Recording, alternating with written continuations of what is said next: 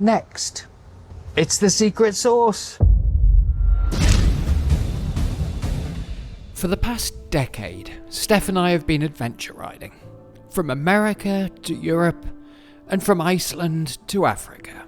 We often get questions about kit, so we wanted to show you exactly what we wear to deal with all of these weird conditions you find in adventure riding. We're not saying this is the best method on the planet, but it works for us, and maybe it'll give you food for thought or some ideas. And frankly, I wish we'd seen this video when we first started adventure riding. let's go back a few months to when we were in southern Africa, when a small enforced travelling pause gave us the idea for this video. The reason we're sat doing this video is because we had a pretty impressive blowout yesterday on the trackside, and we've got a day sorting stuff out, so we thought, why not make this video? So with no more faffing about, let's get started. Long johns, top, socks and all the rest of it. I'm a bit of a gear nerd, I'll be the first one to admit. I've spent days researching the best technical material, the best sweat wicking. Do you know what? After years, I've decided it's nonsense. There's only one rule that I can see, and that is don't wear cotton, because cotton, when you sweat, it gets wet. Then when you stop exerting yourself, if it goes cold, so you're up in the mountains, you gain altitude, it doesn't dry, and it just pulls your temperature down. So I always wear long johns underneath my trousers, and it's just to keep my trousers off my legs, and it wicks sweat. Top base layer, exactly the same deal.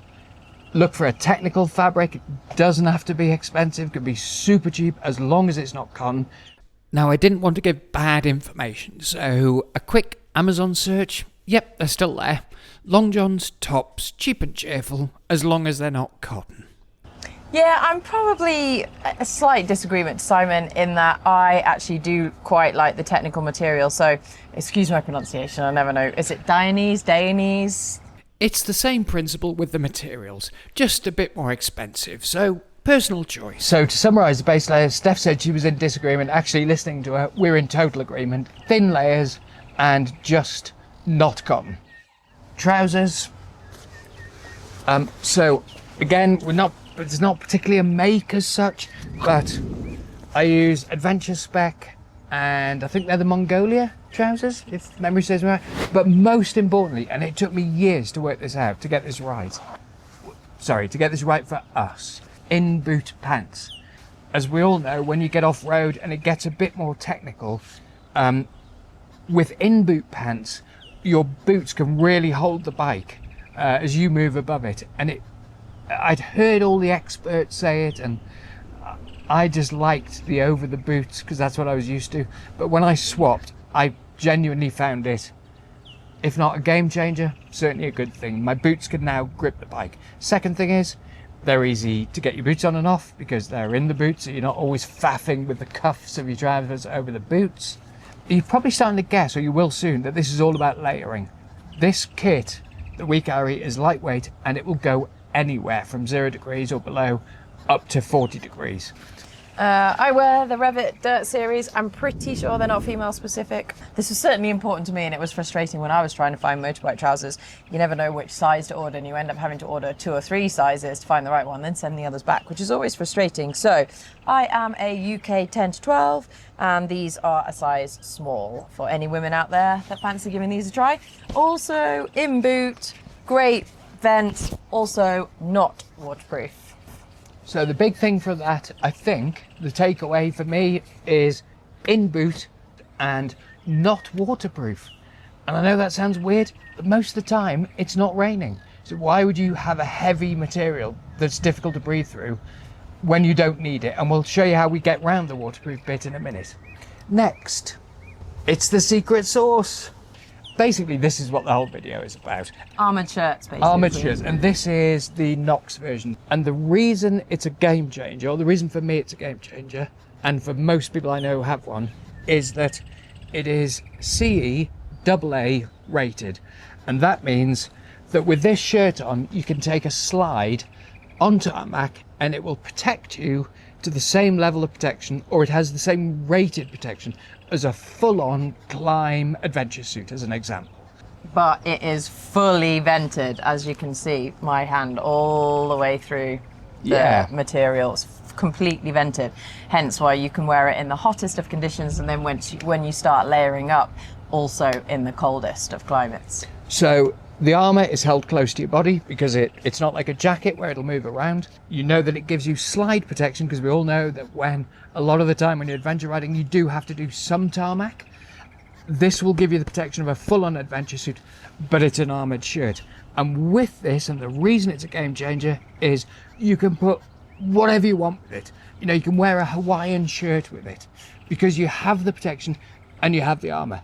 That's the key to this whole layering system. Is that fair? Yeah, definitely. So to give two examples, on the extreme end, when I was still wearing my climb adventure suit, we first learnt to ride off-road down here in South Africa, and the temperature was 40 degrees Celsius, and I actually got heat stroke the first day because obviously I was learning to ride off-road, so I know I was falling off a lot, so I had to keep my adventure suit on, but it was also blisteringly hot, so we had to throw her in a water hole. Yeah, I literally just had to get the body temperature throw down. my holes in my adventure suit into a swimming pool to try and cool off.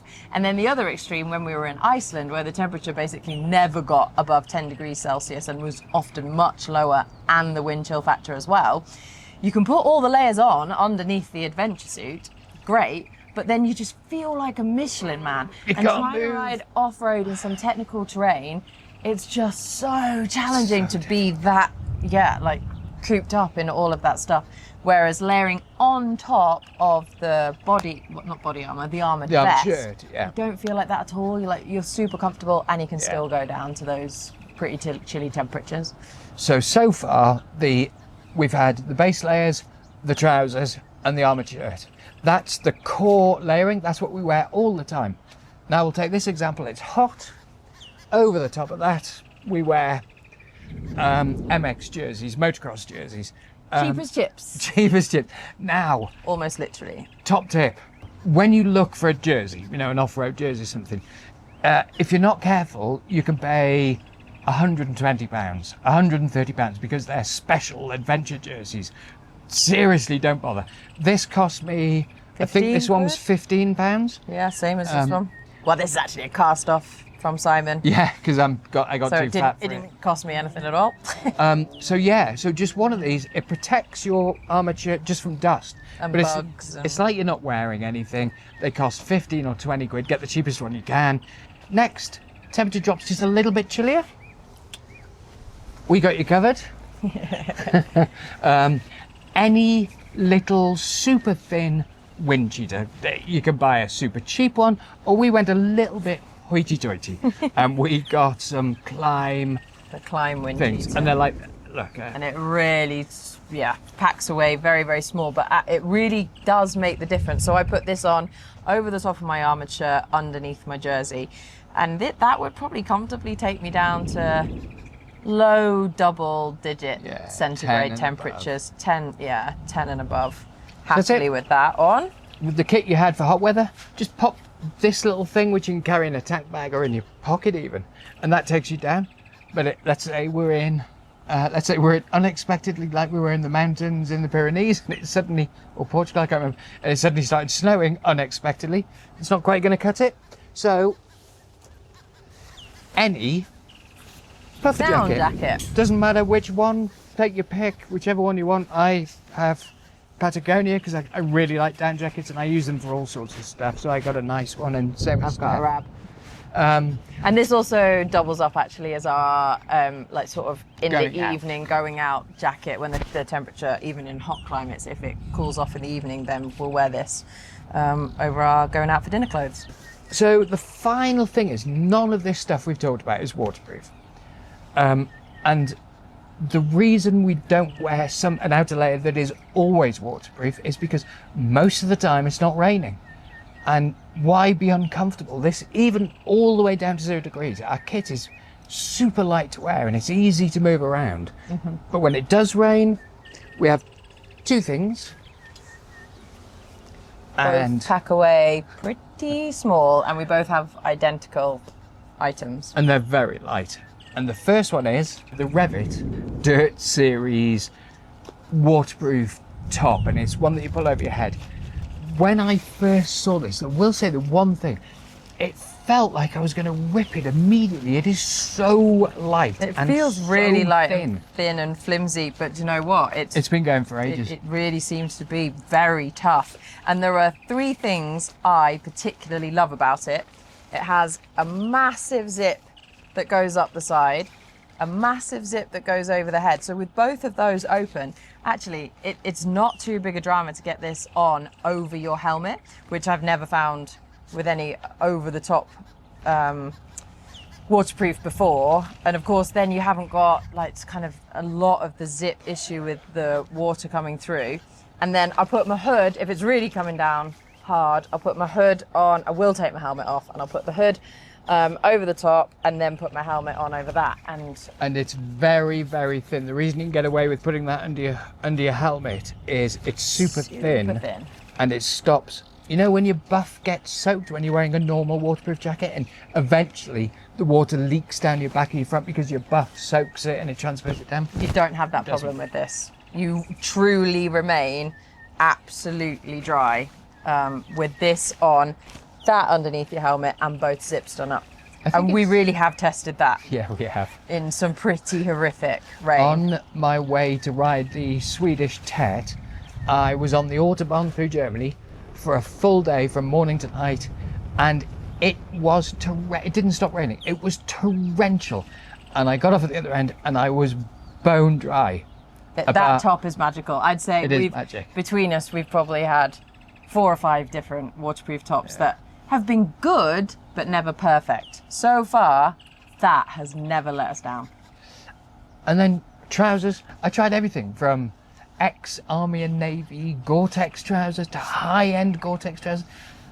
Nothing really worked perfectly until, ta-da, hiking packable Gore-Tex. I think they even call it something like Gore-Pack or something. But it's basically the thinnest Gore-Tex layer you can have. And if I can again, yeah, they are super, super thin, and they have that incredible thing where you can open the leg almost as high as the waist. So getting them on over almost any motorbike trouser is so easy, and your boots, more importantly. Yeah, super easy. And I wouldn't say that they're as cheap as chips, but compared to dedicated motorcycle Gore-Tex trousers, they're as cheap as chips. Which again have always failed us. They've always failed. These have never failed. At some point they fail us in the crotch. In the groin region, generally our waterproof trousers have at some point after several wears in heavy rain have let us down. Edstall boots. So mine are Alpine Star Tech 7s, and I find them incredibly comfortable, and I've lost track of the number of times these boots have saved me. Alpine Tech Star 7s. You can get them waterproof, non-waterproof flavour. Incredibly protective. Steph. I still got my old city adventure boots. They might be version 2. I've had them maybe 3 or 4 years now, or maybe a little bit longer, but they're absolutely trashed, as you can see, but they still work. I still find them super, super comfortable, and incredibly, I mean, I must have worn these for 50,000 plus worth of travel kilometers now, and they are incredibly still waterproof. We do have something that might take some of you by surprise. Just take this one. Any boot, including this one, I think any boot, most, let's put it that way, give ourselves some wiggle room. Most boots that say adventure boots, look at the small print and you'll find that they nearly all say not to be used off-road. And that's because they're not quite as protective as enduro boots. But having said that, Steph's have saved her a few times and they've worked really well. I'm the expert crasher, or the one that falls off my bike the most. out of the two of us. So I've put these to the test many times and definitely got caught underneath my bike in some pretty horrible circumstances numerous times wearing these boots. And so far, touch wood and all of that stuff, I have not yet hurt my ankle or any part of kind of lower shin, foot either. So But it was just a point it's a worth caveat, mentioning. but If I you- haven't had that problem. If you see something that's described as adventure boot, if you read into the specs carefully, you'll probably find it is not recommended for off-road. But choices. Next thing, gloves. I'll be super quick with this. I just use thin off-road gloves, and I do like a bit of protection for the road stuff in between. So I use the Climb Dakar gloves, and these have been going for years and years, and they're superb, very good. Oh, Never even Okay. noticed you've got a hole in your gloves. I've just found a hole in my thumb. That's quite funny. Well, apart from the hole in the thumb, these have been going for years and years and years. They're very good, very comfortable, great feel. If anyone can tell us a good waterproof glove, I mean genuinely waterproof, that will last all day in torrential rain, please let us know in the comments. It's the one bit of our kit we haven't got dialed correctly. Again, most of the time I just wear these little shorties now, regardless of the weather. Because when we're at home, even if it's pretty cold, we've got heated grips and we've got the hippo hands as well. So actually, I just find these so much more comfortable. And I know that you've all seen our nav setup, which requires touchscreen, and these gloves are absolutely amazing with the touchscreen. So I think these are actually really quite cheap. Obviously, they're not waterproof, but almost more important than being waterproof, they dry really quickly. So I don't tend to find it matters if my hands get wet. I'll just dry them. That's it. I think gloves are gloves. No point in us recommending a particular set. That's it. All of our kit. I think we've pretty much covered all of our riding kit. And the secret is layering.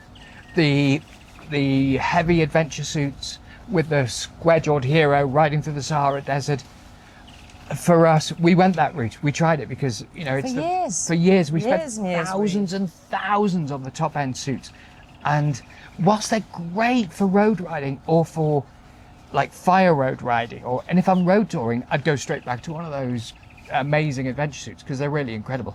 But for genuine adventure riding, they just don't work, in our humble opinion. When you're down at 0 degrees, you're all like a Michelin man. You can't turn around. It's really uncomfortable. When you're up at 40 degrees, I don't care what the marketing team say and all the flashy adverts.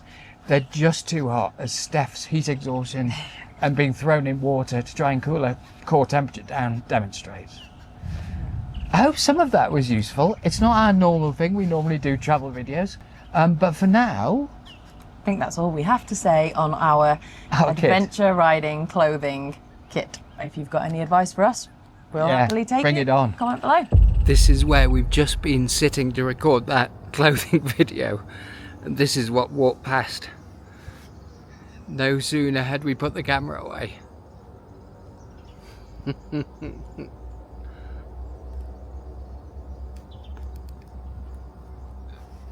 Pretty cool, right?